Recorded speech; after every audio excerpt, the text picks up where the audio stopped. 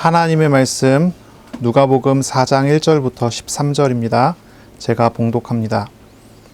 예수께서 성령의 충만함을 입어 요단강에서 돌아오사 광야에서 40일 동안 성령에게 이끌리시며 마귀에게 시험을 받으시더라.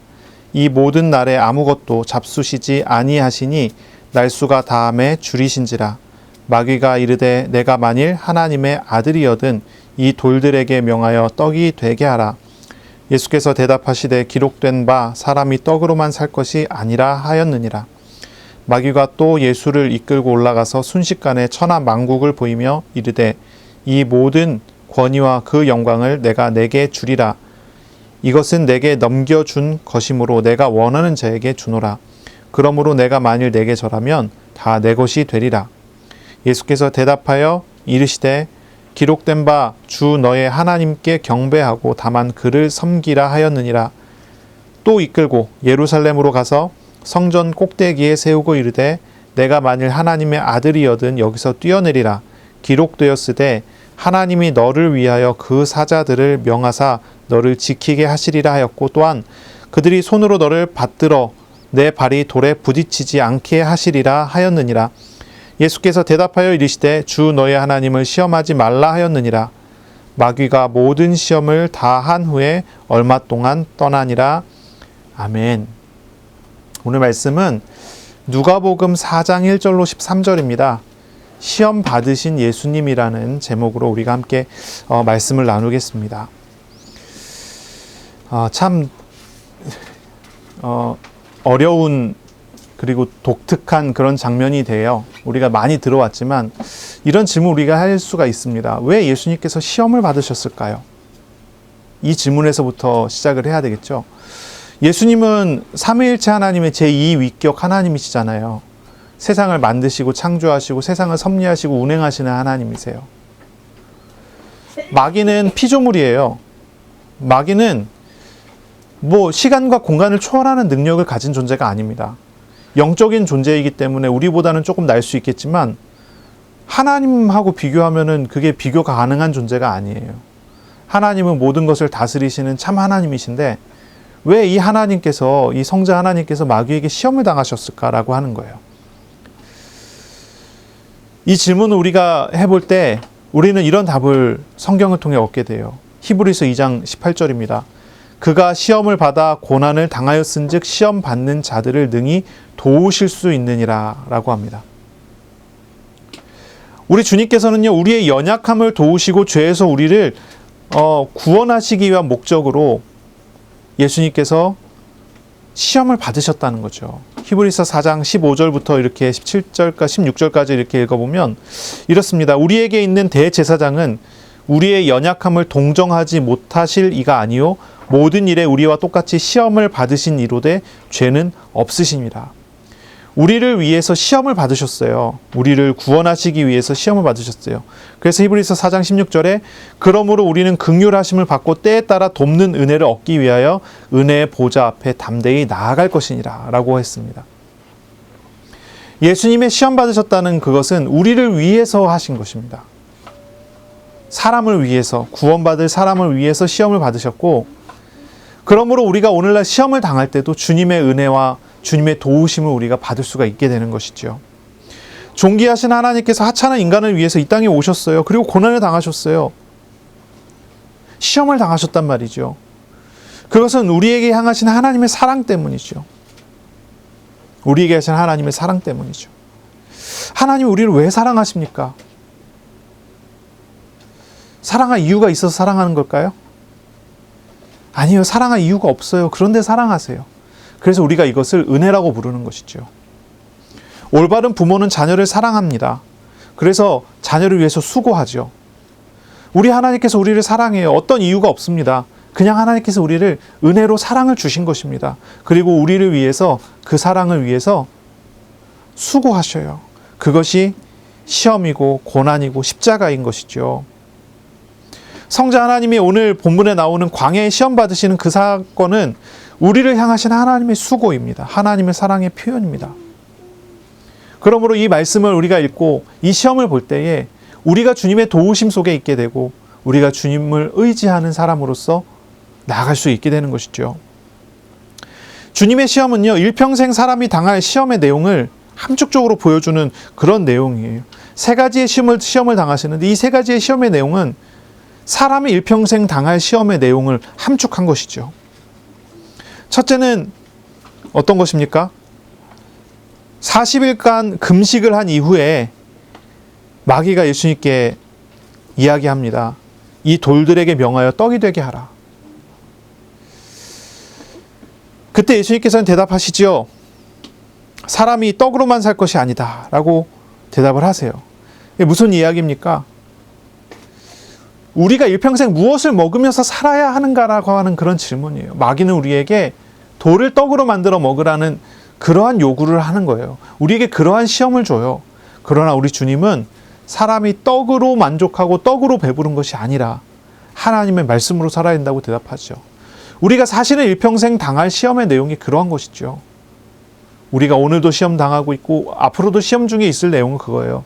먹을 것, 무엇을 먹으며 살 것인가 하는 거예요. 우리가 짐승이라면 떡 먹고 배부르면 땡이죠. 그러나 우리는 그런 존재가 아니라는 거예요. 하나님의 사람, 하나님의 자녀예요. 이 사람은 어떻습니까? 떡 먹고 배부르면 땡이 아니죠. 은혜를 먹으며 살아야 되는 것이죠. 두 번째 시험은 무엇입니까? 마태복음에서는 두 번째 시험이 이제 성전 꼭대기에 올라가고 뛰어내리라고 하는 그런 시험인데, 이 누가복음에는요 그렇게 시험한 그건 세 번째 시험으로 나오고, 여기는 이제 두 번째 시험이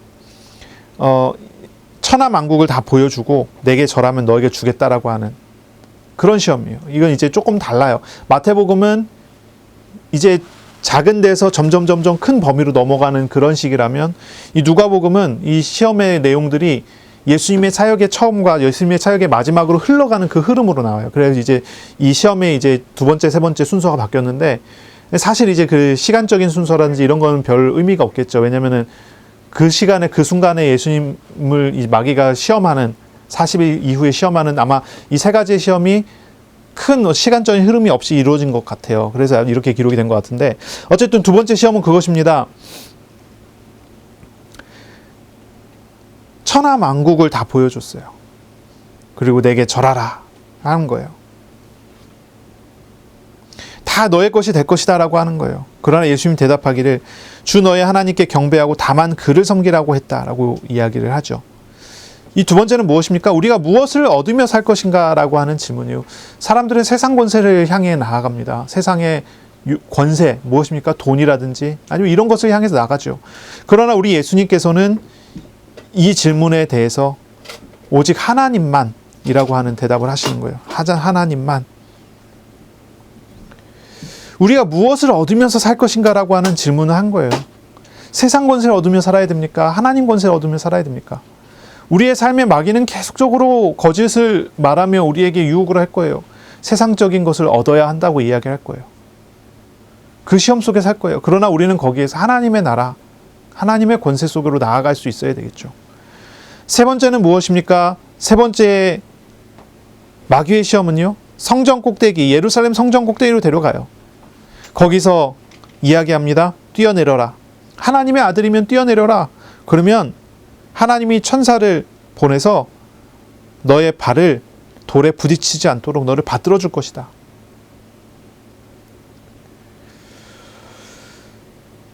이 마귀는요, 교활하게도 성경 말씀을 인용해서 예수님을 유혹을 하는 것이죠. 우리에게도 그래서 그럴 일이 있을 수 있어요. 하나님의 말씀인 것처럼, 뭔가 합당한 일인 것처럼, 뭔가 합리적인 일인 것처럼 우리에게 거짓말을 해서 뭘 모르게 하는 것입니까? 하나님의 뜻과 의지를 떠나게 만드는 거예요. 하나님의 생각을 떠나게 만드는 거예요. 스스로가 높아지기 위해서 어떻게 해야 된다, 성경을 인용하고 하게 만드는 거죠. 하나님을 높이는 게 아니라 사람이 높아지는 어떤 그런 것을 요구하는 거예요. 그래서 세 번째는 우리에게 이런 질문을 해보는 거예요.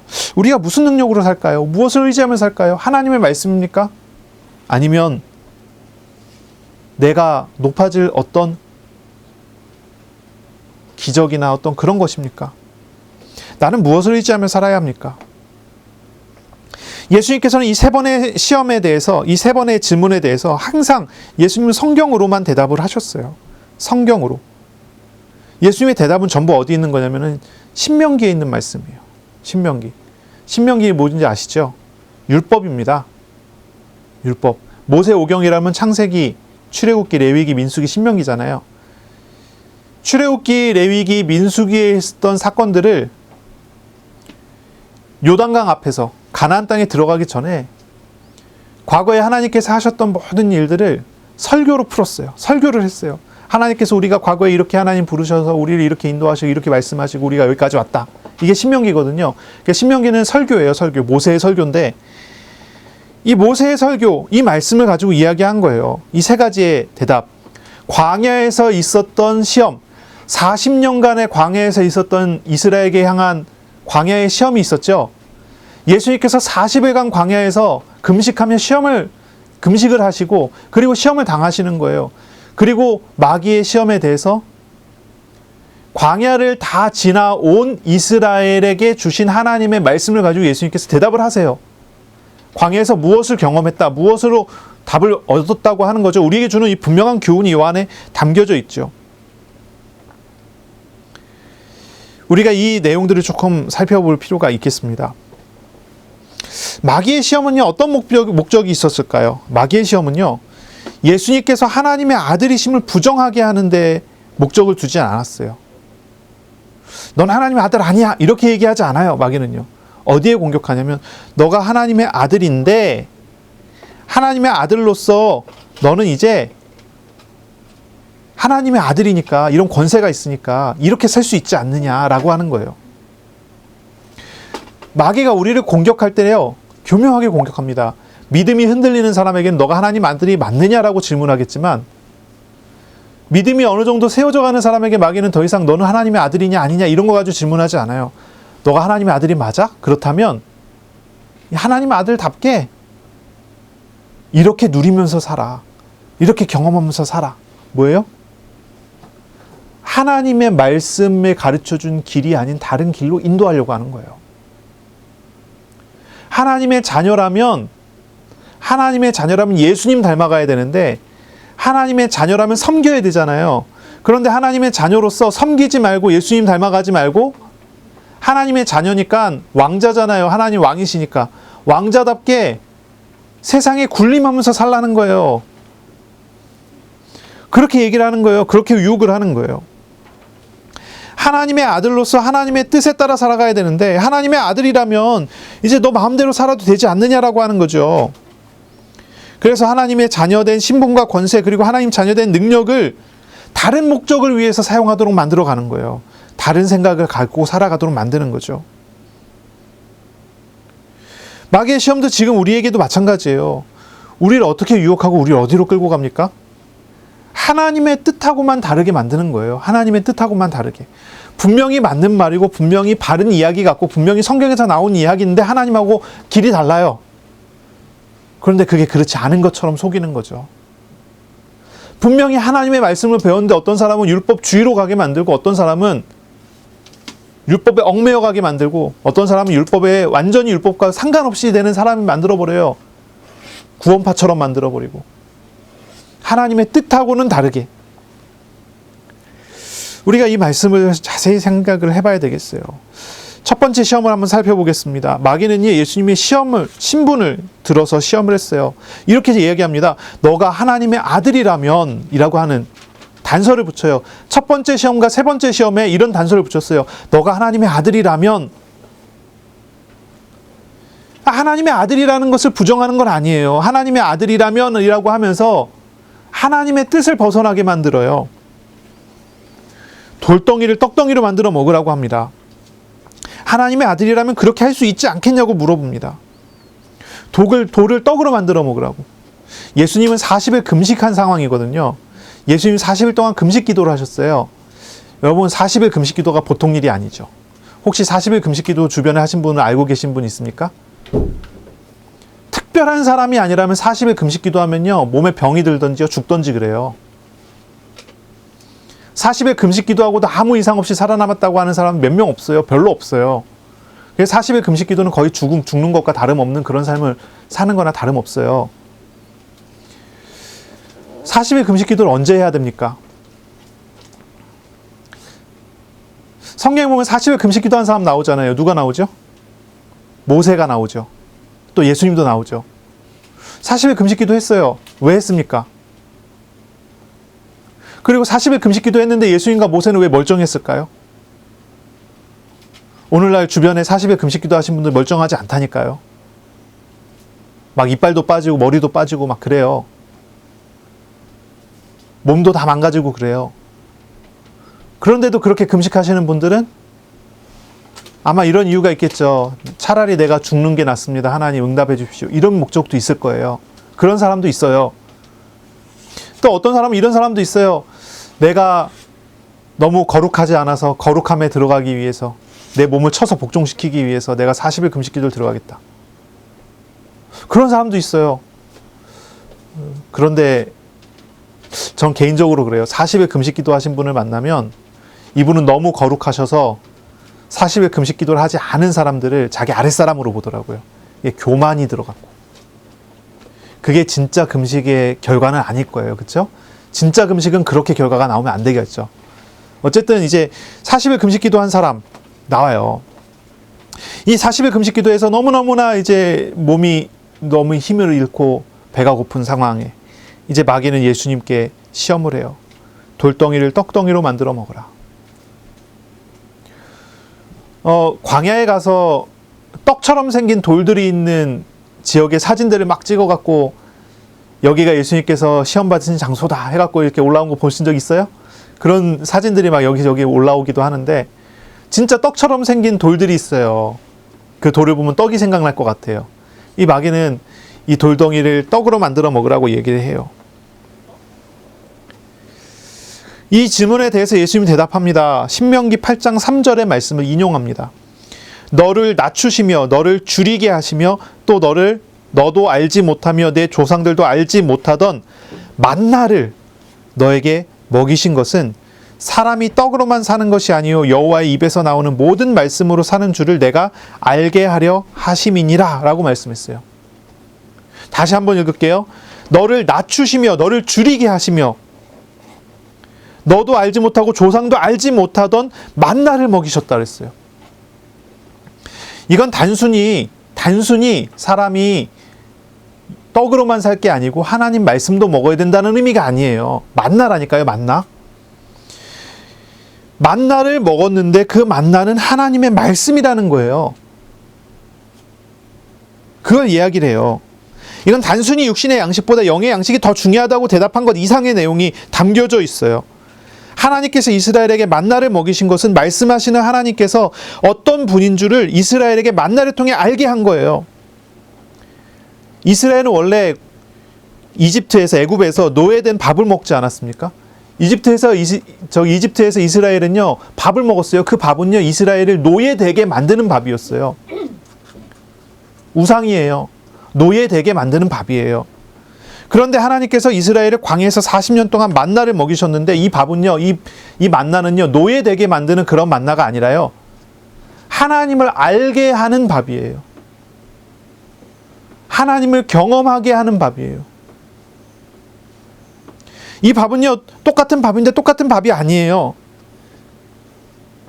애굽의 육신의 노예가 되게 만드는 밥과 구원하시고 도우시는 약속을 지키시는 하나님의 신실하심을 증명하는 밥이 똑같을 수는 없는 거죠.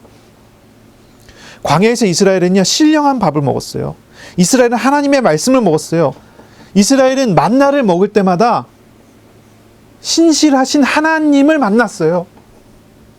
이 만나를 먹을 때마다 하나님의 도우심, 하나님의 은혜를 먹었어요. 그걸 먹어야 된다는 거죠. 사람이 떡으로만 살 것이 아니라요. 마귀는 예수님께 음식을 먹으라고 했어요. 육신의 필요를 먹으라고 했어요. 마귀의 이 말은요, 우선순위를 바꾸는 데 목적이 있는 거예요.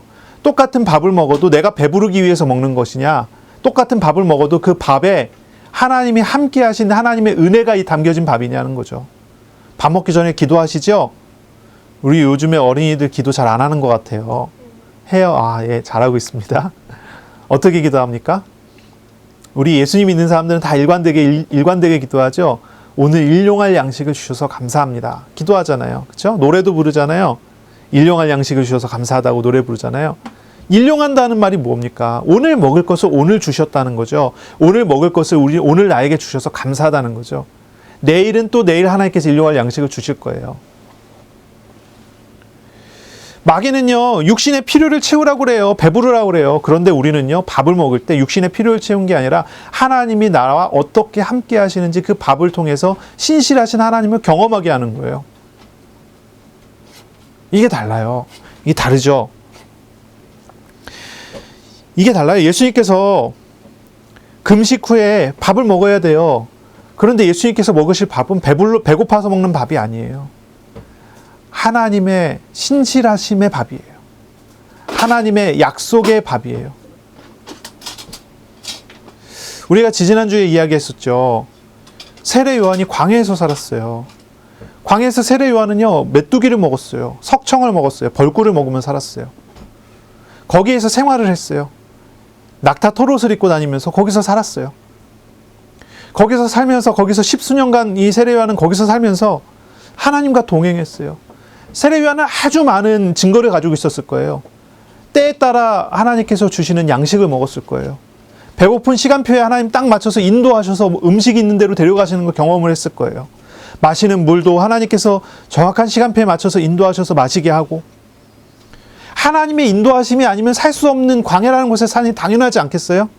광야에서 세례 요한이 먹는 메뚜기는요, 세례 요한이 광야에서 먹었던 석청은요, 그거는 배를 채우기 위한 양식이 아니라요, 하나님의 신실하심을 증명해 주는 양식이에요. 그걸 먹을 때마다 하나님이 나를 함께 하심을 경험하게 하는 거죠.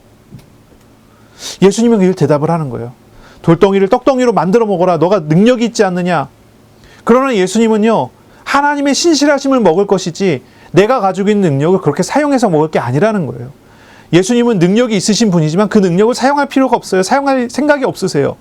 왜냐하면 예수님의 광야 시험은 우리를 대신하시는 것이기 때문이에요. 그러니 의미가 다르죠. 그러니 그 내용이 달라요.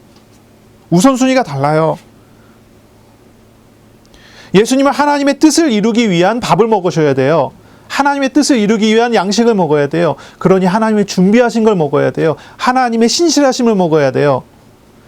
그래서 우리가 시험을 당할 때 우리에게 신실하심을 경험하게 하는 은혜를 주는 거예요. 근데 예수님께서 돌덩이를 떡덩이로 딱 만들어 먹으면 우리도 어떻게 해야 되죠? 똑같이 시험 오면 하나님, 이 돌덩이가 떡덩이가 되게 해주십시오. 기도해야 되는 거예요. 그러나 우리 예수님께서 그렇게 하시지 않았기 때문에 우리는요, 시험이 올 때 돌덩이를 떡덩이로 만드는 어떤 그런 기도를 할 필요가 없는 거예요. 왜냐하면 때에 따라 도우시는 신실하신 하나님이 우리를 도우실 것이기 때문에. 이게 다른 거예요. 예수님의 대답은 분명합니다. 사람이 사는 것은 먹어서 사는 게 아니에요. 하나님이 먹이시는 것을 먹어야 사는 거예요. 그 대답이 분명한 것이죠. 그리고 두 번째 시험입니다. 세상 권세와 영광을 주겠다고 마귀를 섬기라고 마귀가 이야기하지 않습니까? 이 마귀는요, 천하 만물을 예수님께 보여줘요. 그리고 그것을 다 너에게 줄 테니 나에게 절해라 라고 이야기를 하는 거예요. 마귀가 이렇게 얘기를 해요. 이 천하 만국이라고 하는 것은 이제 바실레이아스 오이쿠메네라고 하는 이 말인데요. 천하 만국. 만국이 바실레이아스니까 이제 왕국이라는 뜻이고요. 그 다음에 오이쿠메네는 이제 온 세상을 이야기해요. 온 세상의 왕국. 이 표현은 이 당시에 이 성경을 읽는 사람들에게 있어서 천하 만국은 어디겠죠? 로마 제국이죠. 로마 제국. 저 유럽과 아프리카와 아시아에 걸쳐져 있는 대제국이 있지 않습니까? 그 대제국을 보여준 거예요. 그 대제국을 보여주고 이제 예수님께 이야기합니다. 나에게 절하면 이거 다 줄게 라고 이야기하는 거예요. 그런데 있잖아요. 시편 2편의 말씀. 이제 왕이 즉위식 때 하나님의 아들이라고 하는 그런 칭호를 이스라엘 왕이 받잖아요. 그때 이런 구절이 있어요. 시편 2편 8절에 보면은 내게 구하라 내가 이방 나라를 내 유업으로 주리니 내 소유가 땅끝까지 이르리로다 라는 말이 있어요. 하나님의 아들이면 온 세상의 모든 것이 상속물이에요. 그렇죠? 하나님의 아들이라면 당연히 온 세상의 모든 것이 상속물로 주어지는 거예요. 성자 하나님께서는 온 세상을 창조하신 창조자이시면서 바로 이 그리스도로 우리 가운데 오셨단 말이에요. 모든 것이 소유가 하나님께 있어요. 그렇죠? 그런데 마귀는 뭐라고 얘기하냐면 온 세상의 것이 하나님께 아니라 자기 것인 것처럼 속이는 거죠. 거짓말하는 거예요. 오늘 본문에 나오는 이 사탄을요, 사탄이라고 부르지 않고 마귀라고 부르거든요. 그렇죠? 오늘 읽은 누가복음 4장 1절부터 13절에는요, 사탄이라는 단어가 나오지 않고 마귀라는 단어만 나와요. 이제 말의 의미가 달라요. 사탄과 마귀는 동일한 존재고, 이거는 옛 뱀, 하와를 속였던 그 뱀이에요. 그 용이란 말이죠. 다 똑같은 존재예요. 한 존재예요. 타락한 천사 루시퍼라고 하죠. 이 존재예요. 그런데 이 존재를 부를 때는 이 뉘앙스를 가지고 불러요. 사탄이라고 부를 때는 대적자라는 뜻으로 부르는 거고, 하나님을 대적하는 자, 이런 뜻으로 부르죠. 근데 마귀라고 했을 때는 속이는 자라는 뜻으로 불러요. 속이는 자. 그래서 이 마귀가 예수님께 와서 시험을 거는데 속이는 자로서 속이는 거예요. 속이는 자로서 시험을 거는 거예요. 예수님께 어떻게 속입니까? 첫 번째 속임은 이제 돌을 떡으로 만들어 먹으라는 식으로, 먹을 게 있어야 살지라는 식으로 속였는데, 두 번째 속임은 온 세상 만물이 다 내게 있으니 나를 섬기면 너에게 주겠다고 하는 식으로 속이는 거예요. 마귀는 세상의 권위와 영광이 하나님이 주지 않아도 자기가 줄 수 있는 것처럼 그렇게 거짓말을 하는 거예요. 예수님께서 하나님의 뜻을 이루기 위해서는 어떻게 됩니까? 고난과 시험을 당하시고 십자가에 가서 십자가에 죽으셔야 돼요. 그리고 부활하셔야 되죠. 아주 처절한 비참한 길이 예정돼 있어요. 그렇게 가셔서 모든 만물, 예수님이 원하시는 모든 것을 통치하시게 될 거예요. 그런데 마귀는 뭘 얘기하죠? 그런 거 다 필요 없다는 거예요. 나에게 절하기만 하면 내가 다 줄게라는 거예요. 그때 예수님께서 대답을 하시죠. 신명기 6장 13절의 말씀을 인용하십니다. 너의 하나님 여호와를 경외하며 그를 섬기며 그의 이름으로 맹세할 것이니라. 이렇게 말을 해요. 예수님은 정확하게 얘기합니다. 참된 권세와 영광은 하나님 안에만 있다고 이야기를 해요. 사실상 우리에게 오는 마귀의 유혹은 그런 식이죠. 작은 걸 주는 것처럼 하면서 모든 것을 빼앗아 가려고 하는 거예요. 마귀의 유혹은 전부 다 잃을 수밖에 없도록 유혹을 하는 거예요. 모든 것을 다 줄 테니 너의 영혼을 달라고 하는 거예요. 괴테가 파우스트라는 소설을 썼죠. 아주 긴 시간 동안, 몇십 년 동안을 이 소설 한 권을 썼는데, 여기 보면은 이제 악마가 나오죠. 악마의 이름이 메피스토텔레스라는 이름이에요. 이 메피스토텔레스가 인간 파우스트에게 왔어요. 인간 파우스트에게 와서 이야기하는 거예요. 너의 소원을 다 들어줄 테니까 너는 나에게 영혼을 팔아라 라고 하는 거예요. 파우스트가 자신의 소원을 빌어갖고 얻으면 뭐합니까? 영혼을 잃었는데. 모든 걸 가진 것처럼 보이지만 그게 소유한 것입니까? 그렇지 않잖아요. 영혼을 잃었어요. 이 마귀의 유혹은 그래요. 우리에게 하는 이 마귀의 유혹은 그래요. 마귀는 우리에게 이야기하는 거예요. 모든 것 다 줄 테니까 너의 영혼을 달라고 하는 거죠. 세상의 모든 것을 얻는다 해도 영혼을 잃어버린다면 그건 아무런 의미가 없지 않습니까? 인간을 향한 마귀의 유혹은, 이 거짓말은 언제나 이런 식으로 전개되어 왔어요. 하와를 유혹할 때도 그랬죠. 하와야, 너가 모든 것을 다 가진 것 같이 보이지만 한 가지가 없다는 거예요. 그 한 가지를 얻으면 하나님처럼 될 수 있다는 거예요. 모든 것 얻을 수 있다는 거예요. 그게 뭐냐면 선악과를 먹는 거예요.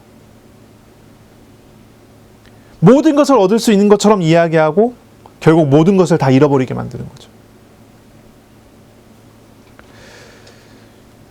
하와는 하나님처럼 되고 싶어서 그 거짓말에 속아서 전부를 잃어버렸어요. 전부 다 잃어버렸죠. 이 마귀의 유혹은 언제나 우리에게 그렇게 찾아오는 거예요. 우리에게 이것이 좋은 것인 것처럼 이것을 찾아가고 얻어가라고 하면서 가장 본질적인 한 가지를 놓치게 만들죠. 무엇입니까? 하나님만을 섬기는 그것을 놓치게 만들어요. 근데 이것도 잘못 이해하는 사람은 이렇게 이해해요. 하나님만을 섬기기 위해서는 돈도 가족도 다 버리라는 식으로 이해하는 사람도 있어요. 그거 잘못된 이해죠. 잘못된 이해예요. 하나님만을 섬기라고 하는 것은 다른 것을 버리라는 말이 아니에요. 하나님의 주권 아래서 다른 태도로 다른 것들을 볼 수 있어야 된다는 그런 말이죠. 그 전에는 내가 거기에 얽매여서 끌려다니던 사람이라면 이제 하나님만을 진짜로 섬기는 사람은 거기에 얽매여서 끌려다니는 사람이 아니라 하나님의 주권 아래서 다른 것들을 대할 수 있게 되는 거죠. 그래서 믿는 사람은요, 세계를 하나님의 창조, 하나님의 섭리, 하나님의 주권의 눈으로 보기 때문에 다른 것들을 소중하게 여길 수 있는 사람이 되죠. 그래서 옛날에 초대교회 때 금욕주의자들이 많이 나왔어요. 사막에서 이제 수도자를 하는 사람들이에요. 그래서 사막에서 있었던 어떤 그런 사람들이 이야기를 하는데, 이 사람들은 생각했어요. 하나님과 재물을 겸하여 섬길 수 없다. 그래서 재물을 다 팔아서 가난한 사람들에게 전부 다 나눠주고요. 그리고 사막으로 갔어요. 사막으로. 고행을 하는 거죠. 하나님을 얻기 위해서, 하나님의 은혜를 입기 위해서 내가 육신적인 거 다 포기하겠다. 다 버리는 거예요. 이게 바른 삶일까요? 아니죠. 아니에요. 예수님께서 오직 하나님만 섬기라고 했어요. 이 하나님만 섬긴다는 말이 무슨 의미입니까? 하나님 안에서 다 봐야 된다는 거예요. 아까 만나를 이야기했는데 하나님께서 이스라엘에게 만나를 주셨어요. 만나를 이스라엘은 먹어요. 만나를 먹으면서 너무나 즐거워하고 배불러하고 좋아해요. 그 만나를 언제나 신실하게 채워주시고 챙겨주시는 하나님을 더 알아가요. 이 만나가 이스라엘 사람들에게 어떤 의미였을까요? 우상이었을까요? 이 만나는 우상이 아니라 하나님의 은혜의 통로가 됐죠. 이게 바른 거예요. 예수 그리스도를 정말로 믿고 예수 그리스도와 함께하는 사람, 이 사람이 하나님을 제대로 믿고 하나님을 의지하면서 정말로 하나님만 믿는 사람이라면 모든 것이 하나님의 은혜의 통로로 발견되는 거죠. 돈도 하나님의 은혜의 통로예요. 돈을 바라볼 때마다 하나님이 나와 어떻게 함께 하시는지를 경험할 수 있는 은혜의 통로예요. 때에 따라 돕는 은혜를 경험할 수 있는 축복이에요. 마귀의 유혹을 잘 생각해 봐야 돼요. 마귀의 유혹은요, 모든 것을 다 줄게 라고 하지만 가장 본질적인 핵심을 빼앗아가는 거죠. 그런데 하나님께서는요, 우리에게 하나님만 바라보라고 이야기하면서 그 안에 모든 것을 다 담아서 주시는 은혜죠. 무엇이 전부입니까? 무엇이 전무입니까? 하나님을 믿고 의지하는 사람에게 전부를 얻을 수 있는 은혜를 주시는 거죠. 이것을 우리가 보는 거예요. 세 번째입니다. 마귀는 예수님께 시험합니다. 거룩한 성전 꼭대기, 거기로 데리고 갑니다. 거기서 뛰어내리라고 합니다. 이것이 하나님의 아들됨을 증명하라고 합니다. 너가 하나님의 아들이라면 이렇게 해봐라. 이 첫 번째 시험과 세 번째 시험에서 이 질문을 하는 거예요. 마귀는 이 질문을 하는 거예요. 너가 하나님의 아들이라면 이 성전 꼭대기에서 뛰어내려라. 그러면 천사가 너의 발을 붙들어 발이 돌에 부딪히지 않도록 내려오게 할 것이다. 이 시험은, 세 번째 시험은요, 예수님이 구원하시는 사역보다 능력 행사하는 데 마음을 두게 하려고 하는 그런 목적도 두고 있는 것 같아요. 성전은 어떤 곳입니까? 예배하는 곳이에요. 성전은 하나님을 만나는 곳이에요. 성전은 하나님을 만나고 나의 죄를 대속하는 대속의 제사가 이루어지는 곳이에요. 그런데 마귀는 예수님을 데리고 그 성전의 꼭대기로 데리고 가서 예배와 대속과 구원이 아니라 하나님의 아들의 능력을 발휘해서 존경을 받으라고 하는 거예요. 예수님을 섬기기 위해서 오셨고 시험 받으시기 위해 오셨고 십자가에 죽으시기 위해서 오셨는데 마귀는 뭘 이야기하냐면 그런 고통의 길을 가지 말고 영광을 받으라는 말이에요. 그런 말을 하는 거예요. 마귀가 시편 91편 11절의 말씀, 12절의 말씀을 인용해갖고 예수님께 이야기를 해요. 언뜻 보면 이건 성경 구절이잖아요. 굉장히 합리적인 이야기로 들을 수도 있거든요. 하지만 여기는 굉장히 중요한 결점이 있지 않습니까? 뭐죠? 마귀가 인용한 그 말에는 하나님의 말씀은 있지만 하나님이 없어요. 우리가 그렇게 속기가 쉽죠, 사실은. 하나님의 말씀은 있고 성경적인 원리도 있지만 이건 성경적이다라고 이야기하는 그런 원리는 있지만 하나님이 없어요. 이게 문제 아닙니까? 아주 심각한 결점이죠. 하나님이 없기 때문에 하나님의 뜻도 없어요. 뭔가 맞는 말인 것처럼 보이지만 아니에요. 예수님은 성령의 충만함을 입어 성령의 이끌리심을 받아 광야로 갔고 광야에서 성령과 함께 생활을 하셨고요. 시험을 당하실 때도 성령과 함께 있으시며 시험을 당하세요. 우리에게 보여주는 본이죠. 우리는 시험을 당할 때 하나님과 함께하는 사람으로 시험을 당해야 돼요. 그 시험 중에 우리는 무엇을 보고 무엇을 말합니까?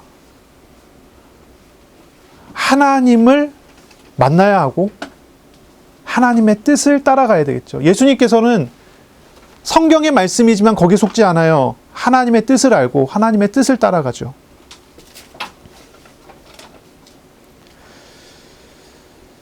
하나님의 뜻은 제물로서 십자가에 넘겨져야 하는 것이지 사람들의 인기를 얻는 그런 내용이 아니에요. 그러니 예수님은요, 이 사탄의 말에 속지 않습니다. 그리고 예수님께서 대답하십니다. 12절에 예수께서 대답하여 이르시되 주 너의 하나님을 시험하지 말라 하였느니라. 하나님을 시험하지 말라고 했다는 거죠. 이 말씀은 어디 나오냐면은 신명기 6장 16절부터 18절까지 신명기 6장 16절부터 18절까지 나오는 내용인데요. 이런 내용이에요. 너희가 마사에서 시험한 것 같이 너희의 하나님 여호와를 시험하지 말고, 여기서 이제 예수님께서 인용하신 거죠. 너희의 하나님 여호와께서 너희에게 명하신 명령과 증거와 규례를 삼가 지키며 여호와께서 보시기에 정직하고 선량한 일을 행하라. 그리하면 내가 복을 받고 그 땅에 들어가서 여호와께서 모든 대적을 내 앞에서 쫓아내시겠다고 내 조상들에게 맹세하신 아름다운 땅을 차지하리니 여호와의 말씀과 같으니라. 시험하지 말라고 그랬어요. 왜 시험하지 말아야 되죠? 하나님께서 지금까지 많은 증거를 주셨는데 뭐 또 시험할 필요가 있겠냐는 거죠. 하나님께서 지금까지 응답을 해주셨는데 뭘 더 시험할 게 어디 있냐는 거죠. 그러니 시험할 게 없어요. 광야의 40년을 지나고 난 다음에 요단강 앞에서 건너편 가나안 땅을 바라보는 요단강 앞에서 모세는 이스라엘 사람들에게 설교를 하는 거예요. 하나님의 말씀을 받아 설교를 하는 거예요. 거기서 이야기하는 거예요. 너희가 마사에서 하나님을 시험했지 않냐. 하지만 너희는 하나님을 시험하지 마라. 40년간 하나님께서 우리에게 증거를 주셨는데 그걸 이야기하는 거예요. 40년간의 증거. 그러면 이제 더 이상 하나님 시험하지 말아야 되면 뭐 해야 되죠? 17절에 딱 이야기하기를 여호와께서 너희에게 명령하신 명령과 증거와 규례를 지켜라. 말씀에 순종하라는 거죠. 하나님 지금까지 응답 주셨는데 또 시험할 필요가 없다는 거예요. 지켜라. 그리고 그리하면 이 모든 땅, 아름다운 땅, 가나안 땅을 주시겠다라고 하는 그런 약속. 그 이야기를 하는 거예요. 우리가 해야 되는 일은 하나님의 말씀을 잡고 하나님을 시험하는 게 아니에요. 말씀하시는 하나님의 인도하심을 따라 순종하는 것이에요. 이것이 바른 길이죠. 마귀는 예수님을 시험하기를 이게 하나님의 말씀이니 이렇게 해봐라라고 이야기해요. 하나님을 시험하라고 얘기를 해요. 그러나 예수님께서는 하나님을 시험할 게 아니에요. 하나님은 우리에게 오셔서 우리와 함께 하신 하나님이에요. 그 말씀에 순종하는 것이 내가 할 일이다 얘기하는 거예요. 세상에서 살아가면서 마귀는 우리를 어떻게 속입니까? 우리에게 어떻게 이야기합니까? 우리의 눈에 보기에 좋고 우리의 생각에 보기에 좋은 어떤 것을 가지고 와서 이것이 성경적이니까 해보라, 도전해보라 얘기하는 거예요. 거기에는 하나님이 없어요. 그러면서 아주 믿음직스러운 말을 한다니까요. 이게 정말로 하나님 말씀이 너에게 성취하시지 않겠느냐. 이게 정말로 성경적이라고 하나님께서 응답하시지 않겠느냐. 그러나 거기에는요, 권유하는 마귀의 말과 그 말을 듣고 대화하는 내 말은 있지만 하나님의 말이 없어요. 하나님의 뜻이 없다니까요. 그것은 하나님을 시험하는 거예요. 하나님의 의지가 어디 갔나요? 하나님의 생각은 어디 갔나요? 하나님의 감정은 어디 있나요? 인격적이신 하나님이 그 사람에게 어디에 있어요? 없어요. 하나님의 말씀에는 언제나 우리를 향한 하나님의 사랑이 담겨져 있잖아요. 우리를 책망하실 때도 사랑으로 책망하고 우리에게 시험을 허락하실 때도 그 사랑의 마음으로 우리에게 시험을 허락하시기 때문에 당할 때쯤에 피할 길을 내시고 우리를 갱신하게 하지 않겠습니까? 그러나 이 말 안에, 이 마귀의 말 안에 하나님의 사랑이 어디 있고 하나님의 인격이 어디 있고 하나님의 뜻이 어디 있어요? 그렇게 속이는 거예요. 예수님이 우리에게 가르치시기를 인격적이신 하나님을 알아야 하고요. 그러니 시험할 것이 아니라요. 순종할 것이 나에게 필요한 것 아니겠어요? 40일간의 금식 기도를 하시고 광야에서 금식 기도를 하시고 예수님께서는 금식 기도 이후에 40일간의 그 시험 이후에 마지막 마귀의 시험까지 당하시는 그 마지막의 대답에 예수님이 뭐라고 얘기하냐면은 내가 할 것은 순종이지 시험이 아니다라고 얘기하는 거예요. 내가 할 것은 순종이 아니고 시험이다. 우리가 세상을 살아가면서 시험을 당하게 되죠. 그 시험의 마지막에 우리는 무엇을 질문할 것입니까? 하나님을 시험하려고 합니까? 아니요. 거기에서 우리에게 필요한 것은 순종이라는 거죠. 순종. 예수님께서 행하실 사역은요, 이 공생의, 이 시험 이후에 예수님은 공생의 사역을 시작하거든요. 이 공생의 사역에 마귀는 다시 끊임없이 예수님께 찾아와서 예수님을 시험할 거예요. 어떻게 해요? 예수님이 제자들을 또 이렇게 시험할 거예요. 어떻게 해요? 돌을 떡으로 만들어 먹어라. 하나님만 섬기는 게 아니라 다른 것도 마귀도 섬길 수 있다. 또 순종이 아니라 시험을 해봐라. 그러나 우리 예수님은요, 이 모든 시험 속에서 순종의 길로 하나님과 함께 하시는 은혜로 세워지신 거죠. 우리에게 그런 본을 보이신 거죠. 우리가 이런 말씀을 우리가 좀 생각을 해봐야 되겠죠. 자, 그렇다면 이제 우리는 어떻게 살아가야 될까요? 우리는 시험을 어떻게 대해야 될까요? 어떻게 우리가 시험을 대해야 될까요? 사람들은요, 시험이 없는 평안한 길을 요구해요. 지난주에 저와 아주 가까이 함께 사시는 여자분께서 저에게 웃는 거 봐요. 저에게 이야기를 하시기를 어떤 책을 읽었는데 그 책에 이런 내용이 나왔다고 하면서 이야기를 하세요. 뭐냐면 하나님이 시험을 허락하시는 이유가 죄와 우상을 버리게 하기 위해서라면 그러면 죄와 우상을 먼저 버리면 시험을 안 당해도 되는 거 아닙니까? 이런 얘기를 해요. 그럼 내가 차라리 시험을 안 당하고 고난을 안 당하고 먼저 은혜 누리고 먼저 순종하면 되겠는데 나는 먼저 누리게 되고 먼저 순종하고 먼저 은혜가 안 되더라. 막 이러면서 저한테 이제 고민을 이야기를 하신 거죠. 읽으신 책이 그 책을 쓰신 분은 참 좋으신 분인데 왜 그렇게 썼는지 잘 모르겠지만 그건 오해된 거예요. 사실 오해된 거예요. 아니 내가 잘하고 있으면 시험 안 당해도 되고 내가 잘 못해서 시험을 당하는 건가요? 그렇게 질문한다면요. 질문이 좀 틀린 거예요. 왜냐하면 우리 예수님은 시험 당하실 이유가 전혀 없으신데 시험 당하셨잖아요. 그렇죠? 예수님이 시험 당하실 이유가 전혀 없는데 시험 당하셨어요. 뭐 열심히 기도하고 열심히 헌신하는 어떤 사람은 시험 없는 삶을 누릴 수 있나요? 제가 신학교를 오래 다니면서 수많은 목사님들을 만났지만 시험이 없으신 분이 한 분도 없더라고요.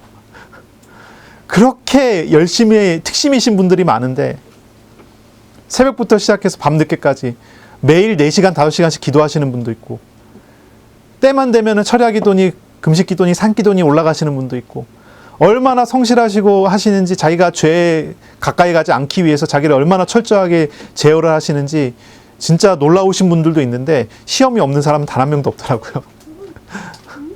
어떤 목사님은 저한테 이런 얘기를 했어요. 목사 100년 하면 하나님 되냐? 목사 100년 해도 죄 짓는 인간일 뿐이다. 이렇게 얘기를 해요. 인생이란 그럴 수밖에 없다. 그렇지 않습니까? 저도 그게 맞다고 생각해요. 그 말이 맞다고 생각해요. 정말 착각이에요. 착각이에요. 시험 당하기 싫어서 내가 뭘 잘하면 됩니까? 그 착각이에요. 그렇지 않아요. 우리는 이미 시험 중에 살고 있어요. 시험 속에 살고 있어요. 우리가 육신 속에 살고 있다는 것 자체가 이미 시험 중에 있다는 거예요. 그게 눈에 보이게 드러나느냐 드러나지 않느냐의 차이죠. 시험 중에 있는 거예요. 실상은 사람은 자유롭지 못해요. 각종 죄와 우상과 시험에 사로잡혀서 살아가고 있어요.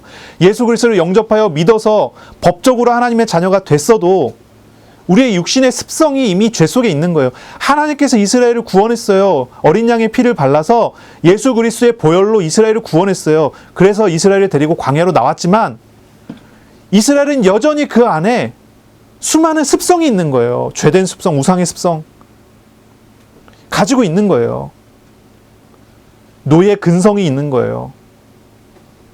그러니 이스라엘은 구원을 이미 받았지만 광야에서 40년을 지나가야 되는 거예요. 여호수아와 갈렙을 제외한 모든 이스라엘은 광야에서 다 죽어야 됐던 거예요. 광야에서 새로 태어난 사람들만 가나안에 들어갈 수 있게 된 거죠. 우리는요, 시험 중에 이미 있어요. 우리에게 시험이 없는 게 아니에요. 물론 우리는 이렇게 질문할 수 있어요. 시험이 우리를 이렇게 세우시려는 하나님의 방법이라고 하지 않았습니까? 맞아요. 우리는 그것을요, 언제 아냐면요, 결과적으로 알아요.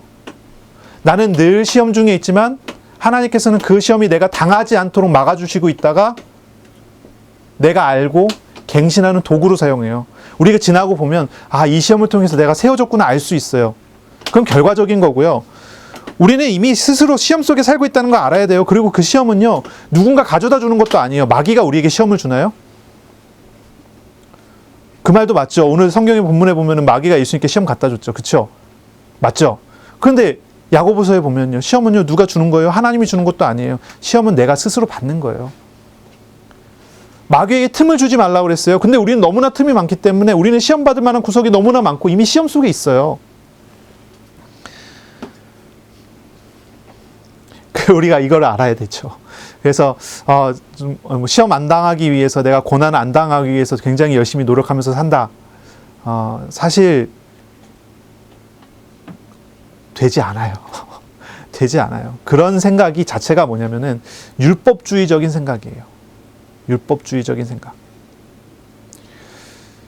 그래서 저는 그런 사람 본 적 있어요. 여러분 그런 사람 본 적 있는지 모르겠지만, 주일날 놀러 가면 찜찜한 사람, 주일날 예배 드려야 되는데 주일날 예배 안 드리고 놀러 가면 찝찝한 사람, 내가 예배를 안 드려서 하나님 날 치시면 어떨까? 이게 율법주의적인 생각이라니까요. 이런 생각에 사로잡혀서 사는 사람들. 어쨌든 이제 그런 내용이 있고요. 그러나 이런 시험이 우리 가운데 있을 수밖에 없고 있게 되지만, 그렇죠? 그렇게 있을 수밖에 없고 있게 되지만, 그러나 우리가 그런 시험 중에서 살면서도 우리가 괜찮은 이유는 뭡니까? 이런 모든 시험을 이기신 예수님이 내게 오셨기 때문이죠. 이런 모든 시험을 다 당하셨고 그리고 십자가에 죽으시기까지 하신 우리 예수님이 나에게 오셔서 나와 함께 하시기 때문이에요. 나를 도우시기 때문이에요. 아까 히브리서 4장 15절부터 16절까지 읽었지만 다시 읽을게요. 우리에게 있는 대제사장은 우리의 연약함을 동정하지 못하실 리가 아니요, 우리의 연약함을 체휼하시지 못할 리가 아니에요. 모든 일에 우리와 똑같이 시험을 받으신 이로되 죄는 없으시니라. 그러므로 우리는 긍휼하심을 받고 때에 따라 돕는 은혜를 얻기 위하여 은혜의 보좌 앞에 담대히 나아갈 것이니라.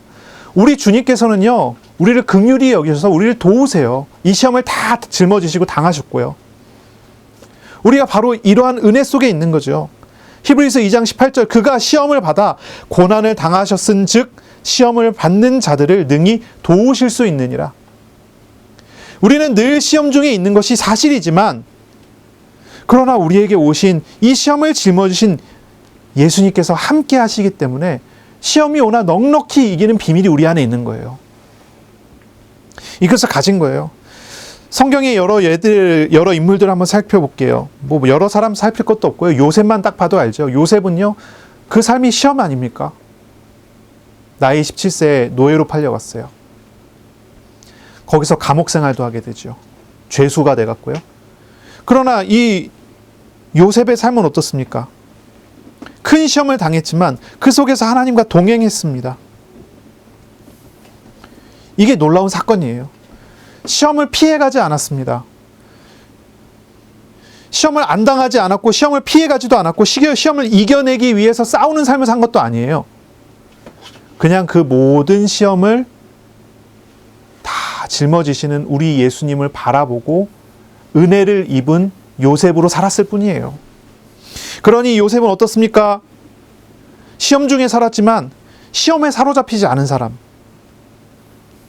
오히려 요셉이 시험을 통해 늘 하나님과 동행하는 큰 축복을 누린 사람으로서 살아갔던 거죠. 40년의 광야 생활이 시험입니다. 이 40년의 광야 생활을 통해서 하나님께서는 이스라엘의 400년의 노예 생활의 습성을 벗어버리게 했어요. 40년 동안에 이스라엘은 시험과 시험의 연속이었어요. 우리가 이제 그 성경 공부할 때 우리 민수기 읽고 있잖아요. 이제 이번 주는 우리가 민수기에서 이스라엘 백성의 불평 불만들을 좀 살펴보게 될 건데, 이스라엘이요 광야에서요 엄청나게 불평 불만을 합니다. 엄청나게 해요. 늘 비교해요. 우리가 애굽에 살았을 때는 이랬는데, 이런 비교를 계속해요. 애굽에 살았을 때는 고기도 먹었는데 광야에 나오니 저 맛대기 없는 만나가 되게 맛있거든요. 근데 맛대기 없는 만나만 먹고 산다고, 그런 식으로 부추가 없다고 그러고 막 이런 식이에요. 이스라엘 계속 불평 불만. 그런데 이스라엘이 40년의 광야 생활을 통해서 시험을 당해서 죽습니까? 아니잖아요. 샌달이 닳지도 않는다고 얘기하잖아요. 40년의 광야 생활은 겉으로 봤을 때는 시험의 생활이지만 실제로는요, 하나님과 동행하는 하나님의 나라를 누리는 천국 생활이에요. 그게 비밀이에요. 이스라엘은 40년의 광야 생활을 통해서 불신앙을 버리고 믿음을 얻게 했어요. 우상을 찾던 것을 버리고 하나님을 신뢰하게 했죠. 광야를 보면서 불평불만했던 이스라엘은 40년이 딱 지나고 난 다음에 하나님을 찬양하는 사람들이 돼버렸어요. 우리에게 중요한 것은 무엇입니까? 믿음입니다. 우리에게 중요한 건 믿음이에요. 믿음. 하나님의 주권을 믿는 거예요. 하나님의 정말로 주권을 믿는다면, 우리에게 오신 하나님을 만나서 그 하나님의 주권을 믿는다면 시험 문제되지 않습니다. 오히려 시험은 우리가 하나님의 놀라운 도우심을 얻고 누리는 방법이 돼요. 시험이 우리가 얽매여졌던 어떤 것들을 자유하게 하는 방식이 되는 것입니다. 성령의 충만함과 성령의 도우심을 구하세요. 우리의 연약함을 도우시는 하나님을 바라보세요. 시험 중에 우리는 그 모든 은혜를 누릴 수 있게 돼요. 그래서 큰 시험이 왔다. 근데 사실 그 시험은요, 우리가 당하기 전에 이미 우리에게 와 있었던 거예요. 욥기에 보면은 그런 장면이 나오죠. 욥이 시험을 당했을 때 욥이 고백을 해요. 뭐라고 고백하냐면 이렇게 고백해요. 내가 두려워하던 그것이, 내가 염려하던 그것이 나에게 왔다. 욥은 하나님께 예배했어요. 날마다 양을 잡아 예배했어요.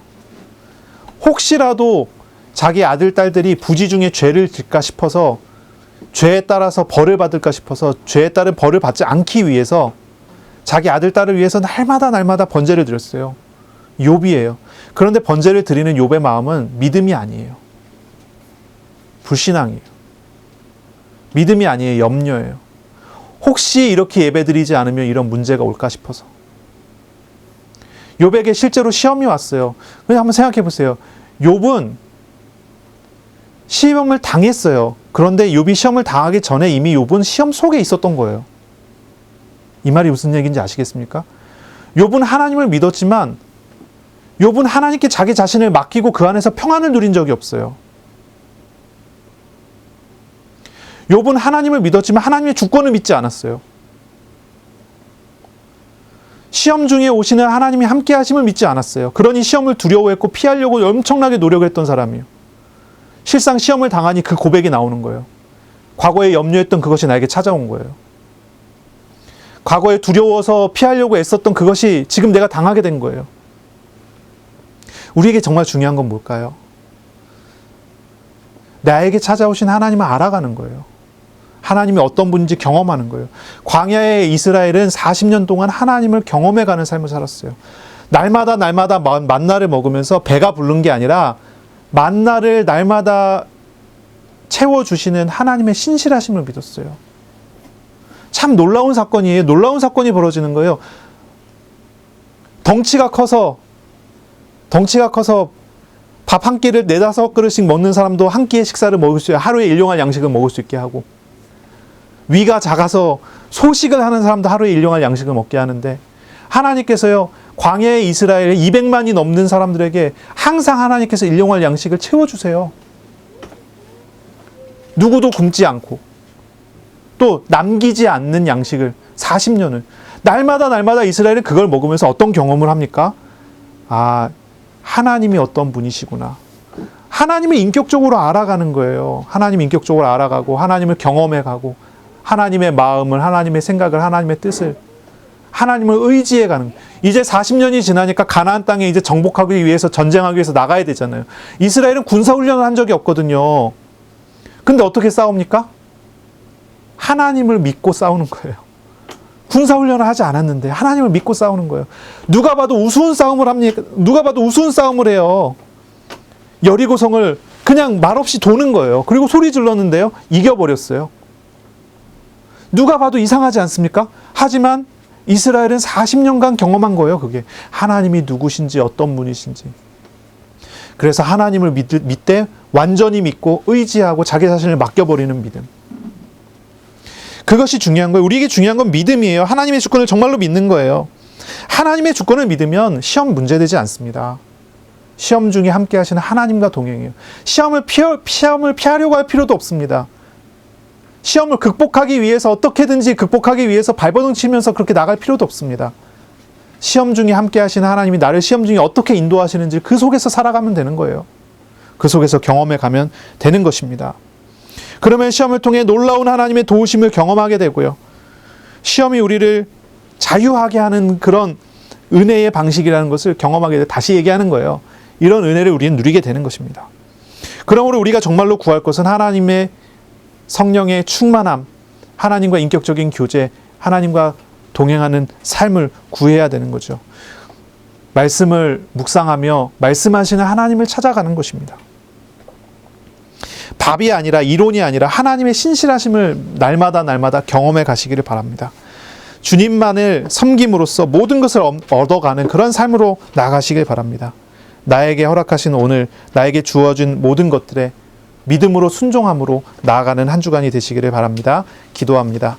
하나님 감사합니다. 우리에게 말씀하셨습니다. 우리를 위하여 시험을 받으신 예수님, 예수님의 삶을, 예수님의 사역을 보게 하시니 감사합니다. 주님, 우리가 시험 중에 살고 있지만은 주님의 도우심을, 주님의 은혜를 구합니다. 주님과 함께 살아가며 세상 중에 영원한 하나님의 나라를 누리도록 복을 내려 주옵소서. 예수 그리스도의 이름으로 감사하며 기도합니다. 아멘. 우리 구주 예수 그리스도의 은혜와 하나님의 사랑하심과 성령의 교통하심이 이제로 영원까지 항상 함께 있을지어다. 아멘.